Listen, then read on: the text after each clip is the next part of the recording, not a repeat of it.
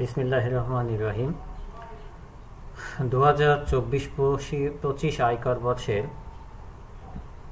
যে সমস্ত সরকারি প্রাথমিক ও মাধ্যমিক বিদ্যালয়ের শিক্ষকগণ আয়কর রিটার্ন দাখিল করতে চান, তারা চাইলে এই ভিডিও টিউটোরিয়ালটি সহায়তা নিয়ে নিজেদের আয়কর নিজেরাই ঘরে বসে অনলাইনে পূরণ করতে পারবে।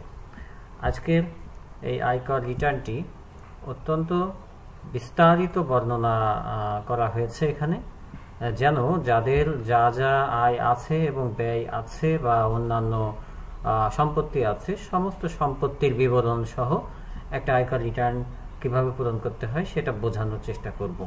এই জন্য ভিডিওটি অনেক বড় হয়ে যাবে। তো যাদের নিজের রিটার্ন নিজেই বুঝে শুনে পূরণ করে দেওয়ার ইচ্ছা আছে, তারা চাইলে ভিডিওটি শেষ পর্যন্ত ধীরে ধীরে দেখতে পারে। তো আমরা আজকে যে আয়কর রিটার্নটি পূরণ করতে চাচ্ছি তার একটা নমুনা হিসেবে আমি কিছু এখানে দিয়ে রেখেছি। যেমন বেতন থেকে একজন প্রাথমিক বিদ্যালয় বা মাধ্যমিক বিদ্যালয়ের শিক্ষকের আয়কর জন্য কি কি আয় আছে। যেমন মূল বেতন এত টাকা করে, 12 মাসে এই পরিমাণ টাকা, বাড়ি ভাড়া, মেডিকেল, উৎসব ভাতা, বৈশাখী ভাতা, টিফিন ভাতা, শিক্ষা সহায়ক ভাতা, আর জিপিএফ যেটা জেনারেল প্রভিডেন্ট ফান্ড, সেখান থেকে প্রাপ্ত সুদের পরিমাণ। এছাড়া একজন প্রাইমারি বা হাই স্কুলের, সরকারি হাই স্কুল বা প্রাইমারি স্কুলের শিক্ষকের অন্যান্য খাত থেকেও আয় থাকতে পারে। তার যদি কৃষি জমি থাকে তাহলে সেখান থেকে আয় থাকতে পারে, সঞ্চয়পত্র থাকতে পারে, সেখান থেকে আয় এবং কর কর্তন করেছে, ডিপিএস থেকে টাকা পেয়েছে এবং কর কর্তন করেছে, ব্যাংকে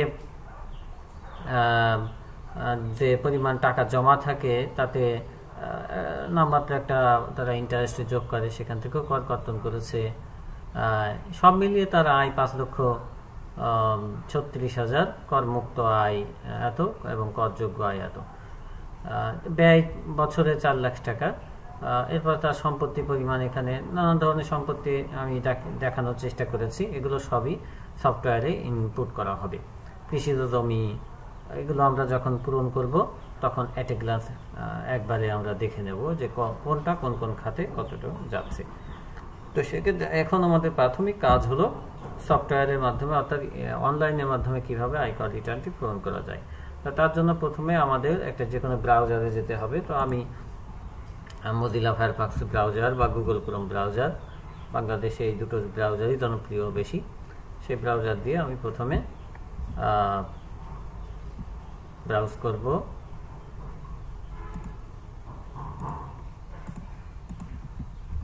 etaxnbr.gov.bd etaxnbr.gov.bd এই ঠিকানায় আমরা প্রথমেই ঢুকবো। ঢোকার পরে এই যে মাঝখানে দেখছেন এই রিটার্নে ক্লিক করতে হবে।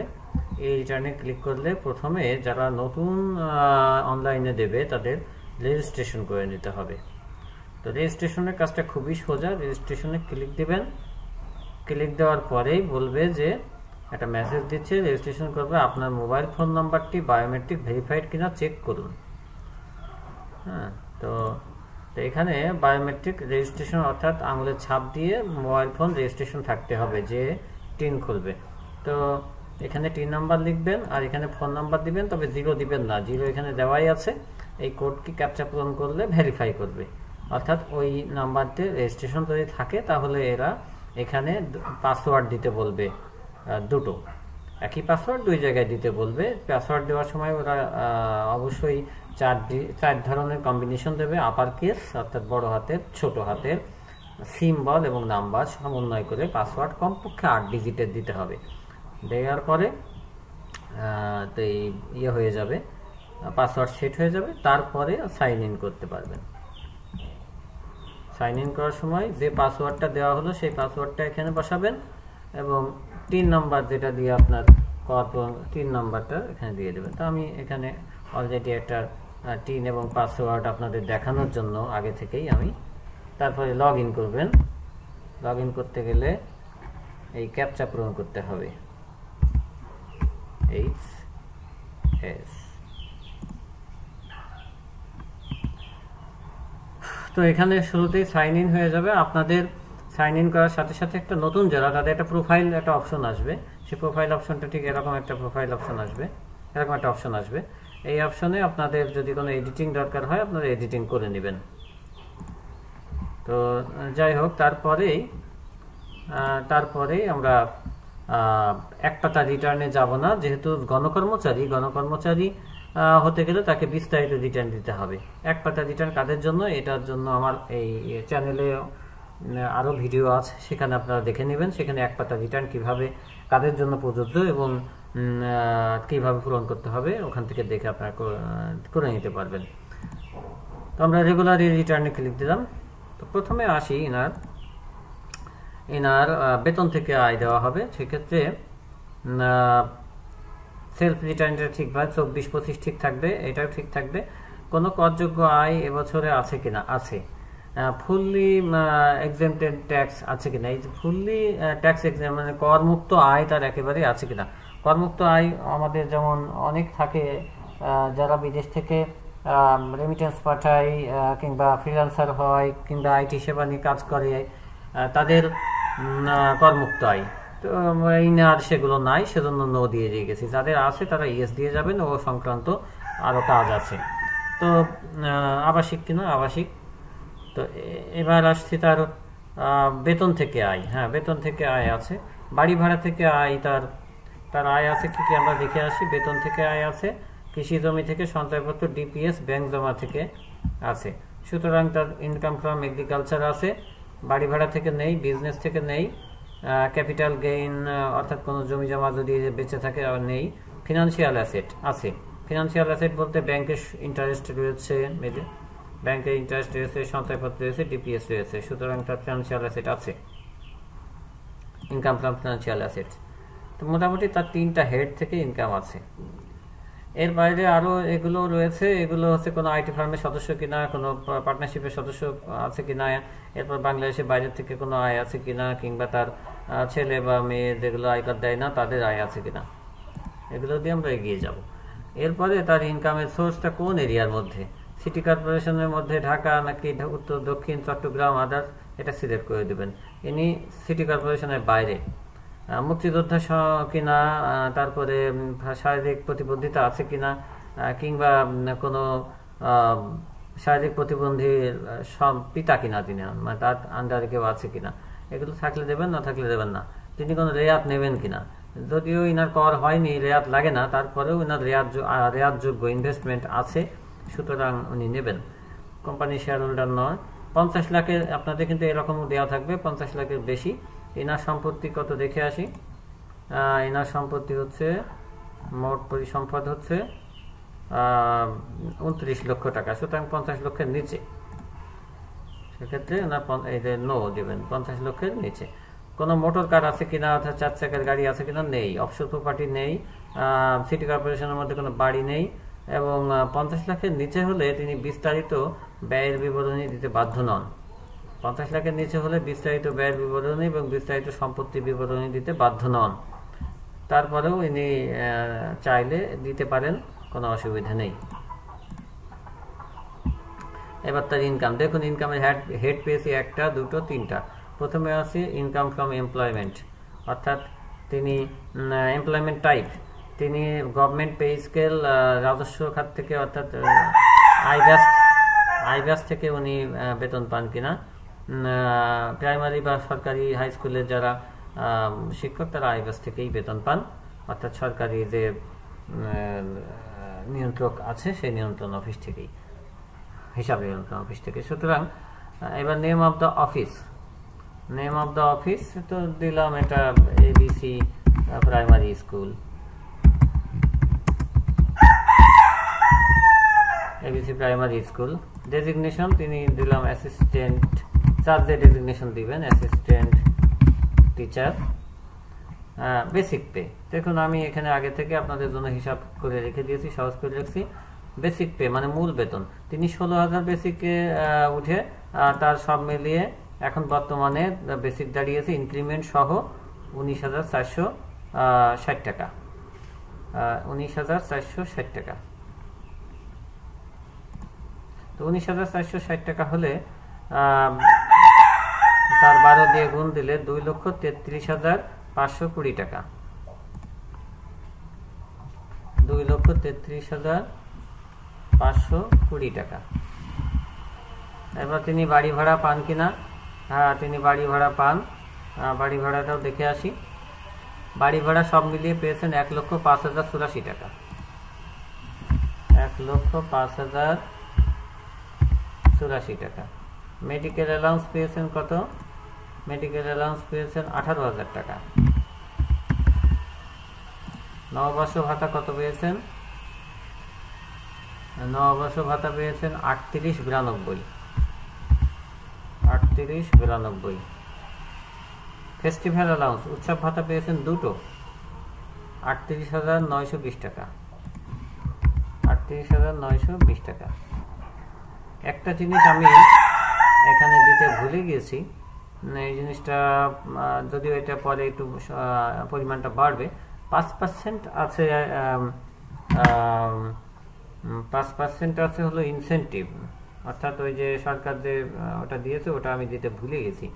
তো আমি ওটা এখনই দিয়ে দিচ্ছি, 19,460 গুণ 5%, 973। তার মানে সর্বনিম্ন 1,000 দিয়েছিলেন, 1,000 টাকা। সুতরাং এখানে আরো 1,000 টাকা যোগ হবে। 1,000 টাকা যোগ হবে, ওটা হলো ইনসেন্টিভ। তো আমরা ওটাও বসিয়ে দেব। এবার দেখি আমাদের আর কি কি আছে। আমাদের এইগুলো বসিয়ে গেছে। এবার আছে টিফিন ভাতা, শিক্ষা সহায়ক ভাতা আর জিপিএফ থেকে প্রাপ্ত সুদ। তো দেখি এগুলো খুঁজে দেখি ওর মধ্যে, এর ভিতরে আমাদের একটা একটা করে খুঁজি। শিক্ষা এডুকেশন অ্যালাউন্স, এডুকেশন অ্যালাউন্স উনি পেয়েছেন কত? 6,000 টাকা।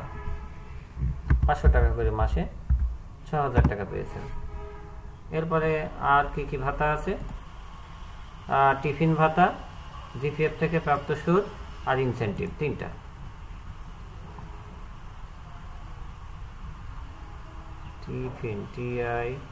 টিফিন অ্যালাউন্স, টিফিন অ্যালাউন্স কত?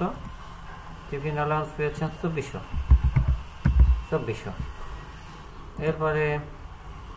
এরপরে আছে জিপিএফ, জিপিএফ ইন্টারেস্ট, আমি আনুমানিক অর্থ টাকাগুলো আনুমানিক বসিয়েছি। 15,755 টাকা, সম্পূর্ণ আনুমানিক বসিয়েছি, 15,755 টাকা। আর এরপরে থাকলো 5% ওটা হলো আদার অ্যালাউন্স। আদার অ্যালাউন্স একবারে এই জায়গায় পাওয়া যায় না, সেক্ষেত্রে আপনারা প্রথমে সেফ ড্রাফট দিয়ে নেবেন। সেফ ড্রাফট নেওয়ার পরে আবার দেবেন, আবার দেওয়ার পরে এবার টেনে যে আদার অ্যালাউন্স পাবেন। আদার অ্যালাউন্স 1,000 টাকা করে প্রত্যেক মাসে 5% করে যে যেটা, সেটা 12,000 টাকা যোগ হয়েছে। তাহলে এটা সেভ অ্যান্ড কন্টিনিউ, অর্থাৎ তার বেতন থেকে আয় দেখে আসি, এই যে সামারি দেখে আসি। তার বেতন থেকে সব মিলিয়ে আয় এসছে 4,35,000 টাকা। এর ভিতরে কর যোগ্য হলো 2,72,000 আর কর মুক্ত হলো 1,63,000। এটা গেল একটা ইনকাম। এই যে এখান থেকে এই ইনকামটা গেল। এবারে এই আয়গুলো দিতে হবে অন্যান্য খাত থেকে আয়, কৃষি জমি, সঞ্চয়পত্র, ডিপিএস আর ব্যাংক ইন্টারেস্ট। তো এবার আমরা দ্বিতীয় হেডে আসি, income from financial asset. Income from financial অ্যাসেটে বলছে যে এখানে প্রথমে দিয়ে হচ্ছে তার সঞ্চয়পত্র থেকে। সঞ্চয়পত্র উনি আদার দেন পেনশনার, এখান থেকে তিনি তার আয় আছে।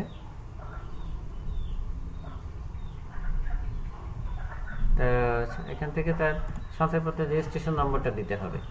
তো আপনারা সঞ্চয়পত্রে একটা রেজিস্ট্রেশন নম্বর নিশ্চয়ই যারা করেন তাদের জানা আছে, প্রত্যেকেরই আছে যে এই সঞ্চয়পত্রে কতটি টাকা এখানে আছে। সাধারণত সঞ্চয়পত্রের রেজিস্ট্রেশন নাম্বার সাল দিয়ে হয়, 2024 বা 23 এরকম হাইফেন দিয়ে এরকম একটা নাম্বার থাকে, আপনারা এই নাম্বারটা দিয়ে দেবেন। তারপরে কয় তারিখে থেকে সঞ্চয়পত্রটা ইস্যু ডেট হচ্ছে, তো আপনি যে সালে করেছেন সঞ্চয়পত্রটা সেই সালের একটা সাল আনুমানিক দিয়ে দেবেন। এখানে আমি আনুমানিক দিলাম, আপনারা অবশ্যই সঞ্চয়পত্রের ওই কাগজ দেখেই এগুলো দেবেন। কত টাকার সঞ্চয়পত্র?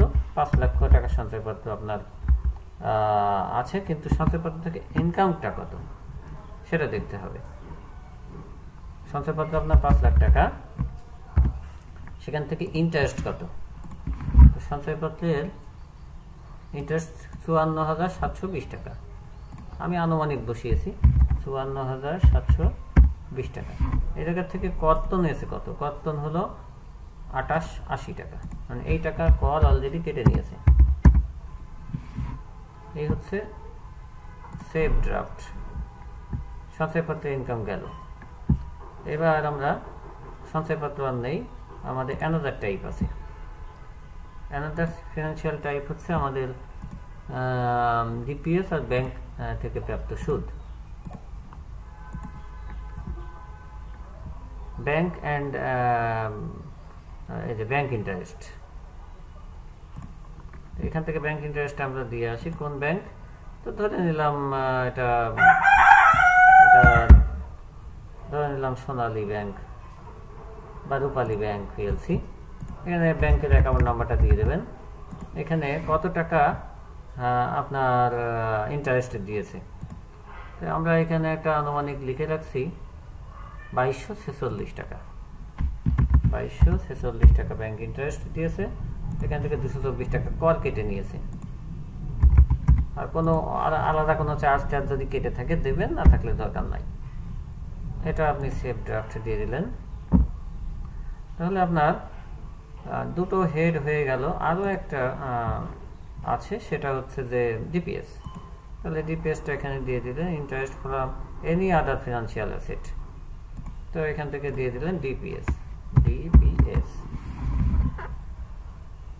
ফিনান্সিয়াল অথরিটি কত তারিখে আপনার ফিনান্সিয়াল কোন ব্যাংক থেকে আপনি এটা পেয়েছেন, তো দিলেন এই জায়গায় রূপালী ব্যাংক থেকে আপনি ডিপিএস করেছেন। ব্যাংক লিমিটেড রূপালী ব্যাংক লিখে দেবেন। এখানে কোন তারিখে ডিপিএসটা করা হয়েছে সেটা লিখবেন, 2023 সালের মে মাসের 1 তারিখে আপনি শুরু করেছেন। ধরে নেন কত টাকা আপনি ওখানে পেয়েছেন, আনুমানিক ডিপিএস এর 6000 টাকা আপনি সুদ পেয়েছেন এবং 900 টাকা কর্তন কেটে নিয়েছে। তো 900 টাকা কেটে নিয়েছে আর 6000 টাকা এখানে পেয়েছেন, এটাও সেভ দিলেন।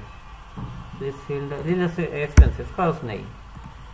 ওকে, এইবার এই দুটো হেড হয়ে গেল, income from employment, income from financial asset. এবার আসছে এগ্রিকালচার, অর্থাৎ কৃষি থেকে আয়। তো কৃষি থেকে আপনি এখানে অনেকগুলো জিনিস আছে, আপনারা পড়লেই বুঝে যাবেন তো কোন জায়গা থেকে। তো উনি কাল্টিভেশন করছেন, তো ওনার দেখে আসি কৃষি জমি কতটুক। ওনার কৃষিজ জমি আছে 3 বিঘা। তো 3 বিঘায় ওনার ইনকাম হয়েছে কত টাকা? কৃষি থেকে 50,000 টাকা। তো এখানে টোটাল এরিয়া হচ্ছে 3 বিঘা, মানে 1 একর। আমরা একর এরিয়া আসতে পারি 1 একর। উনি কি কি চাষ করেছেন? ধরে নিলাম উনি রাইস, ব্যানানা এগুলো চাষ করে। কোনো বই মেনটেন করে কিনা? না, বই মেনটেন করে না। ওনার টোটাল ইনকাম হয়েছে 50,000। সেক্ষেত্রে এই জায়গায় ওনার সব মিলিয়ে হয়তো খরচ 80,000 টাকা। সেলস করে 80,000 টাকা উনি ইয়ে করছেন, 30,000 টাকা ওনার খরচ আর 50,000 টাকা ওনার লাভ হলো। এই হচ্ছে টোটাল ইনকাম। সব ইনকাম দেখানো শেষ। এখন এই ইনকামগুলো দেখানোর পরে আমরা দেখে আসি ওনার আদৌ কর এসছে কিনা। তারপরে আমরা রেয়াত নেব, ব্যয় দেব, অ্যাসেট দেব, এগুলো ট্যাক্স অ্যান্ড পেমেন্টের ঘরে গিয়ে দেখি। তো অলরেডি দেখা যাচ্ছে ওনার 2961 টাকার কর এসে রয়েছে। তো এই করটাই ওনার এই যে পেয়েবল হয়ে গেছে মিনিমাম 3,000 টাকার। তো এইটা আমরা পরে ঠিক করে নেব যে কিভাবে এই করটি আবার আগে রেয়াত নিয়ে আসি। তো রেয়াতযোগ্য আয় আছে ওনার কি কি? রেয়াতযোগ্য আয় রেয়াতযোগ্য আছে হলো উনি সঞ্চয়পত্র থেকে রেয়াত পাবেন, ডিপিএস থেকে রেয়াত পাবেন। আমরা দেখে আসি লাইফ ইন্স্যুরেন্স নেই, ডিপিএস আছে। তো ডিপিএস এ কোন ব্যাংক আপনি দেবেন, এখানে রূপালী ব্যাংক দেবেন, অ্যাকাউন্ট নাম্বার দিলেন, এখানে ওনার ডিপিএস অ্যামাউন্ট উনি মাসে মাসে কত করে দেন, ওটা উনি মাসে দেন 2000 করে। ওনার ডিপিএস হয়ে গেল, ডিপিএস ডিপিএস মাসে দেন হলো 2000 করে। তাহলে বছরে কত, বছরে 24,000। এইখানে ডিপিএস কিন্তু ইচ্ছা মতো দিলে হবে না, এখানে 1,20,000 টাকা করে ডিপিএস নেবে না, যে সর্বোচ্চ রেয়াত নেবে 1,20,000 টাকা, যতই আপনার ডিপিএস থাকুক। তো যাই হোক 24,000 টাকা ওনার ডিপিএস। এরপরে হলো সঞ্চয়পত্র ওনার আছে, সঞ্চয়পত্র দিলেন যে পরিবার সঞ্চয়পত্র বা এরকম কিছু একটা নাম থাকবে, সঞ্চয়পত্রের নাম থাকবে, তার রেজিস্ট্রেশন নাম্বার থাকবে, এগুলো থাকলো। কোন তারিখে ওনার, এটা সবসময় 1 বছরের হবে, রেয়াত সবসময় 1 বছরের হয়, উনি যে তারিখেই খুলুক না কেন ওনার রেয়াত সবসময় 1 বছর হবে। 2023 সালের 1 জুলাই থেকে শুরু, 1 বছরের সঞ্চয়পত্রে ওনার ইনভেস্টমেন্ট আছে 5 লক্ষ টাকা। হ্যাঁ, সঞ্চয়পত্রে ইনভেস্টমেন্ট 5 লক্ষ টাকা। এছাড়া ওনার জিপিএফ আছে, general provident fund, government provident fund, ওটার অ্যাকাউন্ট নাম্বারটা এখানে বসাবেন। প্রাইমারি বা হাই স্কুল যারা জিপিএফ করানেন তাদের প্রত্যেকের একটা অ্যাকাউন্ট নাম্বার আছে, সেখানে কত টাকা কর্তন হয়েছে 1 বছরে। তো ওনার 1 বছরে জিপিএফ এর কর্তন হয়েছে, এটা আমার এখানে লেখা নেই, এটা আমি এখনই বলে দিচ্ছি। ওনার 1 বছরে জিপিএফ এর কর্তন হবে 19,460 টাকা। এই যে বেসিক মূল বেতনের 10% উনি জিপিএফ রাখেন, তাহলে গুণ 10%, 1946 গুণ 12 মাসে 23,352 টাকা। 23,352 টাকা ওনার জিপিএফ এ কর্তন আছে। এছাড়া আর ওনার করযোগ্য রেয়াতযোগ্য আয় এখানে নেই, জাকাত ফান্ড এগুলো নাই। তাহলে এবার আমরা সেভ অ্যান্ড ড্রাফট এগিয়ে যাই। এক্সপেন্ডিচার দেওয়ার আগে আবার আমরা ট্যাক্স পেমেন্টটা একটু দেখে আসি যে কত টাকা, মিনিমাম 3,000 টাকা ট্যাক্স এখনো হয়ে আছে, এবং ওই 2961 টাকাই ওনার মিনিমাম কর হয়ে আছে, হোক অসুবিধা নেই। এবার এক্সপেন্ডিচার ব্যয় আসি। ওনার ব্যয় কত, ওনার সব মিলিয়ে ব্যয় হলো 4 লক্ষ টাকা। তো এটা দফে দফে আপনি চাইলে প্রত্যেকটা দফা দেখে দিতে পারেন। আবার 5 লক্ষের নিচে যদি করযোগ্য আয় হয় তাহলে তার বিস্তারিত ব্যয়ের বিবরণী তিনি বাধ্য নন, সেজন্য আমরা একবারে 4 লক্ষ টাকা চাইলেই বসিয়ে দিতে পারি। 4 লক্ষ টাকা বসানোর পরেই দেখা গেল যে ওনার সব মিলিয়ে 1,48,000 টাকার এবার সম্পদের পার্থক্য এসেছে। আমাদের অবশ্য ওখানে যখন লিখেছিলাম পার্থক্য লিখেছিলাম 1,36,000, 12,000 কম হবে এখানে, মানে কমে গেছে। এটা কারণ হচ্ছে ওই 1,000 ওইটা দিতে মনে নেই, এটা 1,48,537 টাকা ওনার বাড়ছে। এখন সম্পত্তিগুলো আমরা একটু ভেঙে ভেঙে এতে দিয়ে আসি। তো দেখে আসি গত বছরের বিগত বছরের স্থিতি কত ছিল। বিগত বছরের স্থিতি ছিল 28,29,057 টাকা। এটা আমরা কোথায় দেব, এটা এই জায়গায় দিয়ে আসবো, নিট ওয়েল 28,29,057 টাকা। এই পরিমাণ টাকাটা ওনার গত বছরের স্থিতি ছিল, তার সাথে যোগ হলো নতুন জায়গা। এখন এই টাকাগুলো কোন কোন খাতে আছে, টাকাগুলো আমরা দেখে আসি। মোট ব্যয়, এরপরে মোট পরিসম্পদ। কৃষিজ জমি উত্তরাধিকার সূত্রে 3 বিঘা বা 1 একর মূল্য অজানা। যেহেতু উনি উত্তরাধিকার সূত্রে পেয়েছেন, মূল্য জানেন না, সেক্ষেত্রে অ্যাসিটে গিয়ে এগ্রিকালচারাল ল্যান্ড, এখানে কোন জায়গায় ল্যান্ড সে জায়গার নাম লিখবে। এরপরে ওনার এটা উত্তরাধিকার সূত্রে পাওয়া 1 একর। যদি কেউ শতকে লিখতে চায় তাহলে এখানে 3 বিঘা মানে 99 বা 100 ডেসিমেল দিলেই হবে। এখানে 1 একর মূল্য জানা নেই, যেহেতু প্রত্যেক সূত্রে। কৃষি জমি আর ওনার আছে কিনা, কৃষি জমি নেই। এবার আছে উত্তরাধিকার সূত্রে 8 শতক বা জমি সহ বাড়ি, তো এটাও দিয়ে দেবে। এটাও নন এগ্রিকালচারাল প্রপার্টি। এখানে কোন জায়গায় সে জায়গার নাম লিখে দেবে। দেওয়ার পরে এটা উনি উত্তরাধিকার সূত্রে কত শতক জমি, 8 শতক, 8 ডেসিমেল, মূল্য জানা নেই, জমি সহ বাড়ি। এখানে লিখে দেবে যে land with home, with house, জমি সহ বাড়ি, ল্যান্ড উইথ হাউস গেল। এই দুটো ওনার এন্ট্রি হয়ে গেল।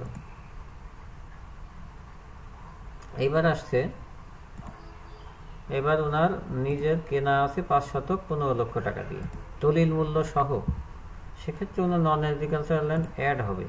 এটাও কোথায়, ল্যান্ড কোন জায়গায় সেটা লিখে দিতে হবে, লোকেশন লিখে দেবেন কোন জায়গায়।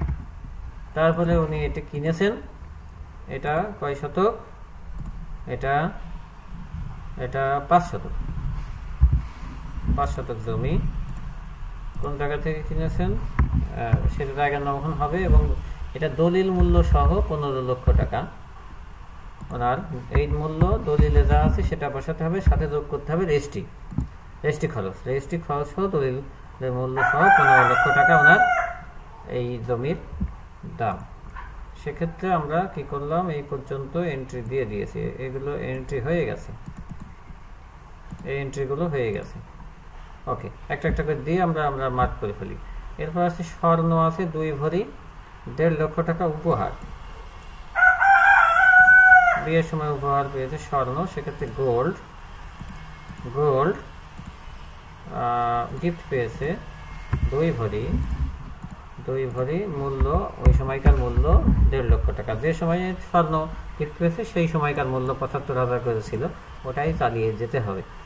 এরপরে আরো দেখি স্বর্ণ আছে কিনা। হ্যাঁ আছে, ক্রয় সূত্রে 1 ভরি 90,000 টাকা। সাম্প্রতিককালে গত বছর ক্রয় মূল্য 1 ভরি 90,000 টাকা, 90,000 টাকা। এরপরে এই দুটো হয়ে গেল এন্ট্রি দেওয়া। এবার আসছে ওনার জিপিএফ আছে, সঞ্চয়পত্র আছে। জিপিএফ ফান্ডে 1,65,344 টাকা জমেছে, তাহলে এগুলো আসবে ফিনান্সিয়াল অ্যাসেট।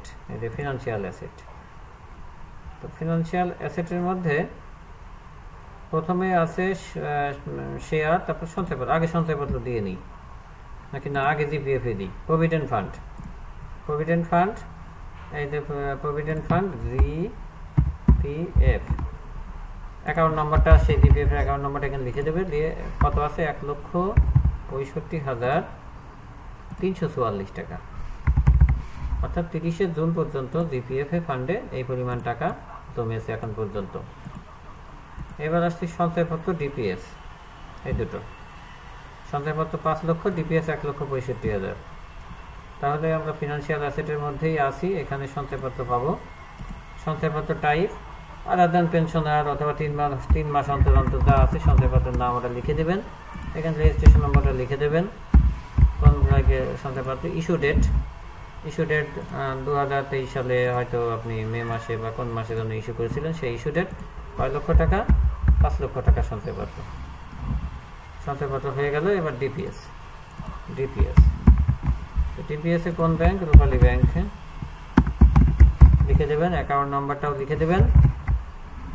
কত টাকা আছে, 1,65,000 টাকা। তাহলে ডিপিএস সঞ্চয়পত্র এই দুটো দেওয়া হয়ে গেল।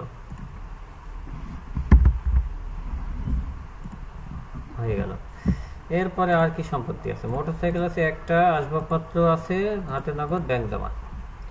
মোটরসাইকেল একটা আর হচ্ছে আসবাবপত্র, এগুলো এক জায়গায় আছে, এগুলো দিয়ে আসি। এগুলো পাবেন হচ্ছে এই যে ফার্নিচারের ভিতরে এই জায়গায় পাবেন হচ্ছে furniture equipments and electronics items. এখানে আপনি কিছু পেয়েছেন উত্তরাধিকার সূত্রে, যেগুলো মূল্য জানা নেই। 10 পিস মূল্য জানা নেই। আর কিছু আছে আপনি কেনা, সেটা 5 পিস 80,000 টাকা। 80,000 টাকা। এরপরে অ্যাড দেবেন motor bike, MOTOR, motor bike. Motor bike এটাও কেনা, এক পিস। কত মূল্য? মোটর বাইকেরও রেজিস্ট্রেশন মূল্য সহ, অর্থাৎ মোটরসাইকেল যদি কাগজ করতে হয় কাগজপত্র সহ 1,80,000 টাকা মূল্য। 1,80,000 টাকা। আর কি সম্পত্তি আছে? এই পর্যন্ত হয়ে গেল। এবার আসছে ব্যাংকে জমা আছে 1,05,000 টাকা 30 জুন পর্যন্ত, আর হাতে নগদ। তো এবার আমরা cash and fund outside business, ব্যাংকে আছে কয় টাকা? এগ্রিগেট অ্যামাউন্ট ব্যাংক ব্যালেন্স 1,05,000 টাকা। 1,05,000 টাকা ব্যাংকে জমা আছে, আর বাকি টাকা হাতে নগদ আছে। এই দেখেন বাকি টাকা 30,000 টাকা থাকার কথা, সেখানে 42 আছে, কারণ ওই যে 12,000 টাকা যে ইনকাম আমার দেখাতে ভুল হয়ে গিয়েছিল, এখানে দেখিয়েছি সেই জন্যই। দেখুন আমার হিসেবে এখানে ছিল 30,250 টাকা, আর সাথে 12 যোগ করলে তো 42,000ই হয়। হ্যাঁ, কন্ট্রোল সি। এবার এই টাকাটাই আমি হাতে নগদে দেখিয়ে দেবো। এই যে cash in hand, control V. দেখুন আমার সম্পত্তির বিবরণী মিলে গেছে, অর্থাৎ ডিফারেন্সটা 0 হয়ে গেছে, এবং গ্রস অ্যামাউন্ট এটা। এখন কথা হচ্ছে যে এইখানে একটা জিনিস আমাদের গ্যাপ রয়ে গেল, সেটা হচ্ছে আমাদের একটা দায় আছে, ব্যাংক ঋণ আছে 5,24,478 টাকা। আমি এখনো ব্যাংকে ঋণই আছি 5,24,478 টাকা। এই জিনিসটা যদি ব্যাংকে কারো লোন থাকে, সেক্ষেত্রে লায়াবিলিটিসে যাবে, বরোয়িং ফ্রম ল্যান্ড, এখানে বরোয়িং ফ্রম ব্যাংক, ব্যাংকের নাম লিখবে, ধরে নিচ্ছি রূপালী ব্যাংক থেকে তিনি বা নিয়েছেন, অ্যাকাউন্ট নাম্বারটা বসিয়ে দেবেন, এবং কোন পারপাসে উনি জমি কেনা বাবদ লোন নিয়েছিলেন এক সময়, পরিমাণটা এই মুহূর্তে ওখানে কত টাকা ব্যাংকে আমার এখনো ঋণ আছে সেটা লিখতে হবে। 5,24,478, 5,24,478 টাকা। এখন এই টাকাটাই আবার ডিফারেন্সে এসে গেল, অর্থাৎ এই ব্যাংক ঋণের টাকাটা দিয়ে তিনি যে জমি কিনেছেন সেই জায়গায় কিছু সম্পত্তি ওনার বাড়ার কথা। অর্থাৎ এইখানে যে জমি কিনেছেন, হ্যাঁ, এই জমির মূল্যটার মধ্যেই ওই টাকাটা রয়েছে। এটা প্রথমে আমাদের যেহেতু এটা দেওয়া হয়নি, সেক্ষেত্রে এই টাকাটা কোনো না কোনো খাতে আপাতত দেখিয়ে দিই। তো এই টাকাটা আমাদের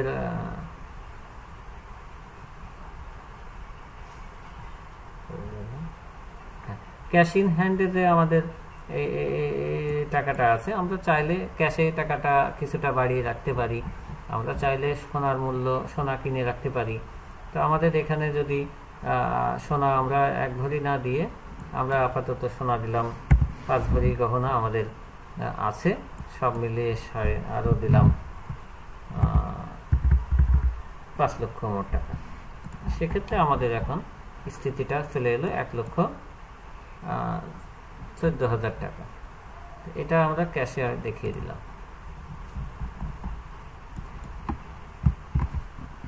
অথবা ব্যাংকে 2 লাখ টাকা দেখালাম, 56,000 টাকা ক্যাশ দেখালাম। ব্যাংকে যে পরিমাণ টাকা আছে সেটার জন্য স্টেটমেন্টের সাথে মিল থাকে। ব্যাংকে 2 লক্ষ আর বাকি 61,000 টাকা ক্যাশ। এভাবে আপনারা এই ডিফারেন্সটা সবসময় 0 নিয়ে আসার চেষ্টা করবেন। সেক্ষেত্রে ওনার সম্পত্তি দাঁড়ালো এখন 35 লক্ষ টাকা। এবছর সম্পত্তি চেঞ্জ হয়েছে 1,48,000 টাকা। এটা that's reasonable. Save and continue. এখন আমরা ট্যাক্স অ্যান্ড পেমেন্টের ঘরে গিয়ে তারপর এসেছে কি পরিমাণ সেটা দেখে আসি। তার এই 29,61 টাকা কর এসে বসে আছে। এই কর কিছুতেই নামানো যাচ্ছে না। আসলে এই করটা কিসের? এই কর তার দেওয়া লাগবে না, কর দেওয়া হয়ে গেছে অলরেডি। এই কর অলরেডি তার দেওয়া আছে। এই যে এই কর, এইগুলোর যে কর, তা আমরা একটু এই কর সঞ্চয়পত্র থেকে যে করটা কেটেছে অর্থাৎ 2880 টাকা, এটাকে আমরা এখন ওখানে ইয়ে করব, ডিডাক্ট করব। সেই ডিডাক্ট করার উপায় হচ্ছে এই যে do you have any source tax অথবা অ্যাডভান্স ট্যাক্স, এখানে ইয়েস দিতে হবে। ইয়েস দিলে আবার একটা ইয়েস দিতে হবে। এবার এই যে ক্লেম সোর্স ট্যাক্স, সোর্স ট্যাক্সের ভিতরে যদি কারো সরকারি বেতন থেকে কর কেটে নেয়, এখান থেকে অ্যাডজাস্ট করতে পারবেন আপনারা। এটাতে ক্লিক দিবেন, ক্লিক দেওয়ার সাথে সাথেই ওই অ্যামাউন্ট দিয়ে সার্চ দিলেই ওখান থেকে চলে আসবে। তা এনার অবশ্য ব্যাংকের ইন্টারেস্ট কেটেছে, ব্যাংকের যেখানে ইন্টারেস্ট কেটেছে সেটাকে দেখে আসি। ব্যাংকের ইন্টারেস্ট এই যে 224 টাকা কর কেটেছে, 2246 টাকায়, মানে আমি আনুমানিক দিয়েছি। কোন ব্যাংক, ব্যাংকের নাম এখানে দেবেন, রূপালী ব্যাংক, রূপালী ব্যাংক পিএলসি। এখানে অ্যাকাউন্ট নাম্বারটা বসাবেন, এখানে ব্রাঞ্চের নাম বসাবেন, কোন ব্রাঞ্চ, এখানে ইন্টারেস্ট পরিমাণ 2246 টাকা না কয় টাকা, হ্যাঁ 2246 টাকা, কর কেটেছে 224 টাকা। তো এটা সেভ দেবেন, তাহলে একটা কর এখানে কর্তন হলো। এবার আপনার সঞ্চয়পত্র, সঞ্চয়পত্রের এইটা ম্যানুয়ালি দেওয়া আগে সুযোগ ছিল, এখন ম্যানুয়ালি দেওয়ার সুযোগ নেই। এই জায়গায় জাস্ট সার্চ দিতে হবে। তো যেহেতু সঞ্চয়পত্রটা খুব যেমন আমি একটা সঞ্চয়পত্র এনেই দেখাচ্ছি এখানে 2024-01-00909, এইটা যখনই সার্চ দেবেন তখন হাইফেন দিতে হবে, সার্চ 2024-01-00909। এই সঞ্চয়পত্র থেকে অলরেডি আমি একবার কর কর্তন করিয়েছি, এজন্যই এই সঞ্চয়পত্রটি আর নিচ্ছে না। অর্থাৎ একবার নেওয়া হয়ে গেলে আর সে দেবে না, এখানে দিলে এই জায়গায় ডিটেইল দেখিয়ে দেবে যে কত টাকা ক্লেম হয়েছে। তো এইভাবে ক্লেম দেওয়ার পর এই যে করগুলো যে আসছে, টিপিএস থেকে প্রাপ্ত সুদ, এখানে ডিপিএস এর কর কর্তনের উপায় আপাতত দেখছি না, তবে সঞ্চয়পত্রের আর হচ্ছে এই যে ব্যাংকের ইন্টারেস্ট, স্যালারি থেকে এগুলো কর এভাবে এখান থেকে ডিডাক্ট করা যাবে। ডিডাক্ট করে নিয়ে তারপরে ট্যাক্স পেমেন্ট স্ট্যাটাসে যাবেন। ট্যাক্স পেমেন্ট স্ট্যাটাসে গেলেই এই জায়গায় দেখিয়ে দেবে যে ওই পরিমাণ টাকা অলরেডি কর দেওয়া হয়েছে। তারপর গো টু রিটার্নে আসবেন, গো টু রিটার্নে কিছুক্ষণ অপেক্ষা করলেই আপনার রিটার্নে আবার ফেরত নিয়ে এসে দেখা যাবে যে এই জায়গায় পে নাও অপশনটা নেই হয়ে যাবে আর এই জায়গায় 0 হয়ে যাবে, যদি আপনার ওই সত্যি সত্যি সঞ্চয়পত্র এই জায়গা থেকে কর কেটে থাকে। তারপরে প্রসিড টু অনলাইন রিটার্নে যাবেন। প্রসিড টু অনলাইন রিটার্নে গিয়ে পরের পেজে চলে যাবে রিটার্ন ভিউ। রিটার্ন ভিউয়ের নিচে গিয়ে একেবারে নিচে গিয়ে সাবমিট দিয়ে দেবেন। রিটার্ন ভিউ নিচে গিয়ে সাবমিট দিয়ে দেবেন, হয়ে যাবে রিটার্ন সাবমিট। আর যাদের কর আসবে বা এসে গেছে তাদের ক্ষেত্রে কি হবে? তাদের ক্ষেত্রে এই যদি কর আমার দিতেই হয় সেক্ষেত্রে পে নাও অপশনে ক্লিক দিয়ে তারা এখানে ইন্টারনেট ব্যাংকিং বা মোবাইল ব্যাংকিং এখানে অপশনগুলো রয়েছে। তো আমরা যদি মোবাইল ব্যাংকিংয়ে যাই, মোবাইল ব্যাংকিংয়ে গিয়ে আপনি সোনালী ব্যাংক পেমেন্ট মেথডে যাবেন। সোনালী ব্যাংক পেমেন্ট মেথডে গেলেই দেখবেন যে এই জায়গায় সোনালী ব্যাংক ট্রান্সফার করতে পারবেন, অথবা মোবাইল ব্যাংকিং অথবা ইন্টারনেট ব্যাংকিং। আপনি মোবাইল ব্যাংকিংয়ে দিলেন, মোবাইল ব্যাংকিংয়ে দিলে বিকাশের মাধ্যমে যদি দেন তাহলে 1018 টাকা কাটে, না মিনিমাম করে 18 টাকা কাটে, এখানে এই পরিমাণ করে 16 টাকা কাটবে। এমনি রকেটে গেলে এই যে টাকা কাটবে। তো এভাবে চাইলে আপনি এখান থেকে পেমেন্ট করতে পারবেন। অর্থাৎ এখানে যখন ক্লিক দেবেন, কনফার্ম দেবেন, তখন পরবর্তী পৃষ্ঠায় নিয়ে যাবে। সেখানে অ্যাকাউন্ট বিকাশ অ্যাকাউন্ট নাম্বার দিতে বলবে, তারপরে পিন নাম্বার দিতে বলবে। ওই পিন নাম্বার দিলে আপনার ফোনে একটা SMS আসবে, ওই SMS এ ওই কোড থাকবে, সেই কোডটি এখানে বসাতে হবে। বসানোর পরেই ডিডাক্ট করে নেবে। ডিডাক্ট করে নিলে চালান তৈরি হয়ে যাবে। আর ওই চালানটাই পরবর্তী সময়ে আপনার এখান থেকে পে নাও অপশন নেই হয়ে যাবে। পরে আপনি প্রসিড টু অনলাইন রিটার্ন দেবেন। প্রসিড টু অনলাইন রিটার্ন দেওয়ার সব কাজ হয়ে যাওয়ার পরেই ট্যাক্স রেকর্ডে যাবেন। ট্যাক্স রেকর্ডে গিয়ে এখানে ট্যাক্স সার্টিফিকেট নামিয়ে নেবেন, এক্সপ্রেস সার্টিফিকেট, তারপরে রিটার্ন নামিয়ে নেবেন, তারপরে অ্যাকনোলেজমেন্ট স্লিপ নামিয়ে নেবেন। এগুলো নামানো খুবই সোজা, এগুলো দেখানোর কিছু নেই, আপনারা যারা কম্পিউটার ব্যবহার করেন তারা সকলেই জানেন। তো আজকে ভিডিওটি অনেক বড় হয়ে গেল, তবে আমি চেষ্টা করেছি আজকের ভিডিওটিতে সমস্ত তথ্য দিয়ে সরকারি প্রাইমারি স্কুল বা মাধ্যমিক বিদ্যালয়ে যারা বা শিক্ষক তারা কিভাবে আয়কর রিটার্ন দাখিল করবেন সেটা জানার পরিপূর্ণ ধারণা পেয়ে থাকে। তো সবাই ভালো থাকবেন, সুস্থ থাকবেন। চ্যানেলটিতে ভালো লাগলে আপনারা একটা সাবস্ক্রাইব দিয়ে রাখতে পারেন এবং ভিডিও আরও ভবিষ্যতে দেওয়া হবে। সবাইকে ধন্যবাদ। আসসালামু আলাইকুম।